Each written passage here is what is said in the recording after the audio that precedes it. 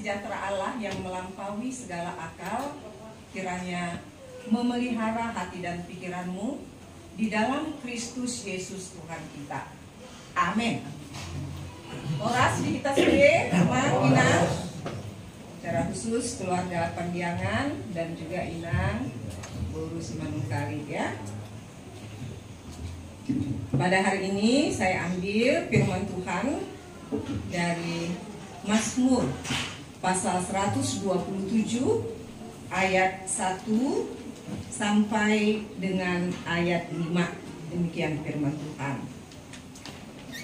Berkat Tuhan atas rumah tangga. Nyanyian Ziarah Salomo.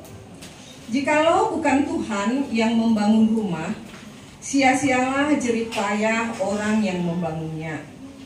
Jikalau bukan Tuhan yang mengawal kota, sia-sialah pengawal berjaga-jaga. Sia-sialah kamu bangun pagi-pagi dan baru beristirahat sesudah larut malam untuk mencari nafkah dengan jerih payah. Sebab kepada yang dicintainya, Tuhan memberi pada waktu tidur. Sesungguhnya anak-anak adalah milik pusaka Tuhan, dan buah kandungan adalah upah. Seperti anak-anak panah di tangan pejuang, demikianlah anak-anak lelaki dari masa muda. Berbahagialah orang yang telah membuat penuh tabung panahnya dengan mereka. Ia tidak akan dipermalukan ketika mengalami musuh-musuhnya di pintu gerbang. Demikian firman Tuhan. Bahasa Indonesia mau Mang Inang? Ya. Jadi kepada kita semua yang hadir di sini, kita ikut merasakan sukacita anak kita, guru kita, atau apalah sebutan kita untuk keluarga di rumah ini ya. Karena setiap orang yang berumah tangga secara khusus, walaupun yang masih lajang juga ada juga ya, bercita-cita agar memiliki rumah di dalam hidupnya ya, di dalam kehidupan rumah tangganya. Dan pada hari ini Tuhan mewujudkan hal itu kepada keluarga Pandiangan dan Inang Guru Simanungkalit di sini. Walaupun kalau dari segi umur kalian masih muda ya, ya bisa dikatakan ini sudah luar biasa nih ya, berkat Tuhan ini ya. Jadi sukacita kalian hari ini juga sukacita kami yang hadir di tempat ini ya. Kalau seseorang berbicara tentang rumah ya, banyak hal yang bisa diperbincangkan. Mulai dari berapa meter ya luas tanahnya, bagaimana ya bangunan rumahnya, bagaimana ya perabot di dalam rumahnya. Tetapi bagi kita, orang yang percaya, anak-anak Tuhan, pasti kita akan mengatakan, semoga orang-orang yang di dalamnya adalah orang-orang yang takut akan Tuhan dan orang-orang yang diberkati oleh Tuhan. Itu yang kita akan ucapkan ya sebagai orang-orang yang percaya. Firman Tuhan pada siang hari ini memberitahukan kepada kita bahwa apapun yang kita angan-angankan, yang kita cita-citakan, secara khusus mengenai tempat tinggal atau rumah, ya. Di sini jelas dikatakan bahwa sesungguhnya apapun usaha yang kita buat, pernah nggak Inang Amang dengar ya, waktu itu saya masih di mana ya? Udah ada kali 10 tahun yang lalu ya, yang mana pembangunan di Sunter yang sudah lantai 3 ya, tiba-tiba amblas.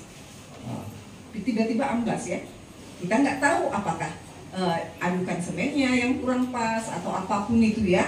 Tetapi yang jelas kita mau mengatakan bahwa tentu tidak seperti itu yang dicita-citakan, yang diangan-angankan oleh pemilik bangunan tersebut. Pasti dia membayangkan bahwa bangunan itu akan dapat diselesaikan dengan baik. Tetapi ternyata yang terjadi justru yang bertolak belakang dengan kerinduannya, bangunan yang sudah 3 lantai amblas. Jadi saat ini di tempat ini, di rumah Amang Pandiangan Inang Bosi Manungkalit ini, kita dapat bersuka cita ya, sudah dapat duduk dengan tenang, kita dapat berdoa bersama, pintu rumah sudah dibukakan sebagai tempat tinggal keluarga di sini. Tetapi coba Amang dan Inang di sini mengingat kembali ke belakang ya, apa yang sudah Inang, Amang pikirkan, perhitungkan, keluarkan, ya tentu banyak, mungkin dari segi waktu ya, dari segi biaya ya, banyak hal yang harus dipikirkan atau diperbuat untuk membangun suatu bangunan seperti ini ya.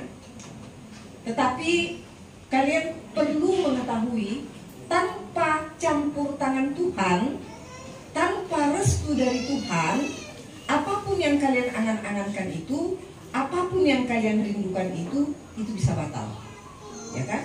Itu bisa tidak terjadi. Tetapi sekarang kita ada di sini, kita boleh mengucap syukur kepada Tuhan di sini bersama dengan orang tua kita di sini. Ada ya? Ini. Oh iya. Jadi bersama dengan orang tua kita di sini ya, bersama dengan saudara-saudara di sini. Ini adalah sesuatu yang luar biasa yang Tuhan berikan kepada keluarga di sini. Itulah sebabnya dikatakan, jikalau bukan Tuhan yang membangun rumah, sia-sialah jerih payah orang yang membangunnya. Jadi apapun yang kita rencanakan untuk sebuah rumah, kalau bukan karena Tuhan, semua akan menjadi sia-sia. Tetapi sebagai, kembali lagi ya, sebagai orang Kristen, sebagai orang Batak, ya kita juga diajarkan ya tentang fungsi dari rumah tersebut ya, bukan ya pokoknya udah ada lah jadi rumah, hanya seperti itu berpikirnya, nggak seperti itu. Tetapi fungsi rumah itu apa? Agar keluarga itu dapat terlindungi dari panas dan hujan, ya kan? Agar keluarga itu dapat beristirahat di rumah tersebut. Jadi ya boleh sih orang cari tempat peristirahatan, misalnya yuk ke puncak aja, kita boleh. Tetapi yang terutama adalah rumah dulu harus bisa tempat beristirahat. Suami, istri, dan anak-anak harus bisa beristirahat di rumah ini. Dan berikut lagi, rumah itu harus bisa menjadi tempat doa. Rumah itu harus bisa menjadi tempat doa. Dan yang berikut, kalau orang Batak dikatakan mau dia punya anak Batak asing udah siang dia punya akal halak yun. Baru mungkin yang muda-muda nggak begitu paham ya, apa itu maksudnya. Kenapa harus beda rumah orang Batak itu dengan rumah halak yun? Ternyata itu berhubungan dengan adat istiadat orang Batak. Orang Batak itu suka ngumpul-ngumpul. Iya, suka ngumpul ya. Nanti datang mertua, datang orang tua, datang adik, datang kakak, datang tetangga, ngumpul. Ngumpul. Jadi ada kekerabatan seperti itu kan, ada kekerabatan. Jadi ini pun perlu dipahami oleh keluarga di rumah ini ya, untuk Amang dan Inang ya. Kalau rumah ini adalah rumah tempat di mana keluarga dapat tinggal beristirahat di sini, berarti yang menjadi rumah beristirahat itu pertama sekali adalah rumah ini, di mana suami istri dapat bertegur sapa dan anak bersama dengan orang tua dapat bercengkrama bersama di rumah ini. Jadi tidak mencari yang di luar. Rumah ini tujuannya seperti itu. Lalu kemudian dikatakan sebagai rumah doa. Ya, kalau dikatakan sebagai rumah doa, orang Amang dan Inang kebetulan weknya wek Parserahan ya. Tapi wek Parserahan juga boleh ada pertanyaan dilaksanakan di rumah ini ya. Jadi ada sih orang yang senang kalau rumahnya ditunjuk sebagai tempat partangyangan ya. Jadi gereja kita kan setiap hari Selasa itu ada partangyangan wek. Tetapi ada juga orang yang tidak suka rumahnya jadi tempat partangyangan. Kalau ditunjuk terus saja ada alasannya. Wah, suami saya keluar kota.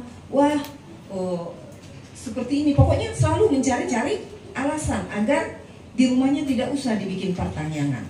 Jadi kalau kita membangun rumah dan kita mengatakan bahwa rumah kami itu adalah rumah doa, izinkan orang untuk berdoa di rumah kita, sehingga ketika orang masuk dan keluar itu adalah orang-orang yang diberkati Tuhan, dan orang-orang yang tinggal di rumah itu pun adalah orang-orang yang terberkati.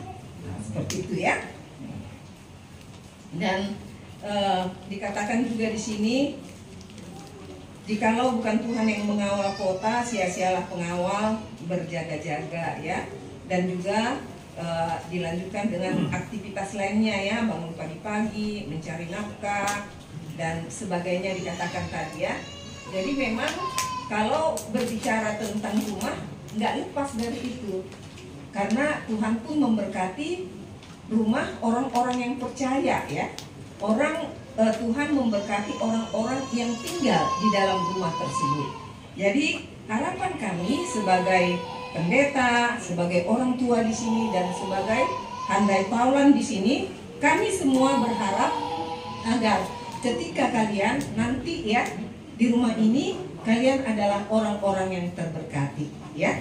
Diberkati dalam hal materi Tuhan akan berikan, karena semua adalah milik Tuhan kan. Diberkati secara ya materi finansial ya, diberkati juga secara kesehatan, diberkati juga secara iman. Jadi kalau ini sudah lengkap, saya percaya bahwa Tuhan tidak jauh dari hati kalian, dan kalian pun tidak jauh dari hati Tuhan ya. Tuhan memberkati semua penghuni rumah ini. Amin.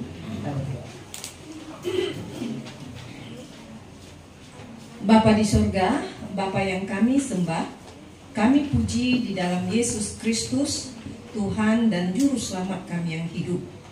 Pada siang hari ini Tuhan, kami berkumpul di keluarga, di rumah keluarga amang kami, Pandiangan Inang, Boru